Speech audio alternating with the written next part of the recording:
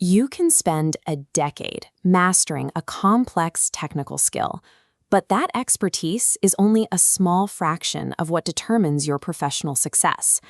Analysis of financial data reveals a stark divide.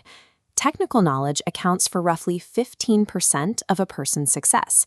The other 85% relies entirely on human engineering, the ability to express your personality and lead other people. This finding is backed by research from the Carnegie Foundation and confirmed by the Carnegie Institute of Technology. They investigated thousands of professionals to find the specific drivers of financial achievement. Social mastery is frequently ignored in professional training, yet the data identifies it as the most significant factor in long-term success. If human engineering is the primary requirement for success, it's worth asking why most of us struggle so much to execute it. The problem is biological. As the research points out, unless we are solving a specific external problem, we spend about 95% of our cognitive energy thinking entirely about ourselves. This creates a constant state of social friction. Everyone is walking around blindly, trying to push their own personal agenda while ignoring the identical efforts of the people around them. True likability isn't about working harder to be heard. It requires flipping the script on this universal self-obsession to leverage a core principle of how we relate to one another. To find a better way to interact, we have to look at the work of pioneering psychologists like William James, who identified a specific driving force behind human behavior. He concluded that the deepest urge in our nature is the desperate craving to be appreciated. This represents a permanent psychological deficit. Every person you meet is walking around with an invisible emptiness they are trying to fill. Most people try to fill this gap with flattery, but it rarely works. The human brain is calibrated to detect social deception, and we usually spot insincere praise before it is even fully spoken.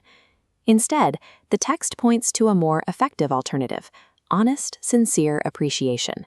This requires being hearty in your approval and lavish in your praise. Influence is not about manipulation. It is about providing the authentic psychological currency that other people are starving for, a genuine sense of importance. You can see this mechanism in action during even the most mundane interactions, like a routine trip to a post office in New York. Dale Carnegie observed a registry clerk here who was clearly exhausted by his work.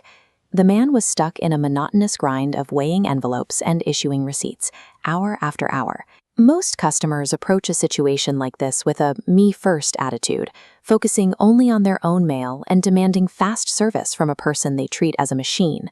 Carnegie decided to shift the dynamic. He stopped to ask himself what he could honestly admire about this specific stranger.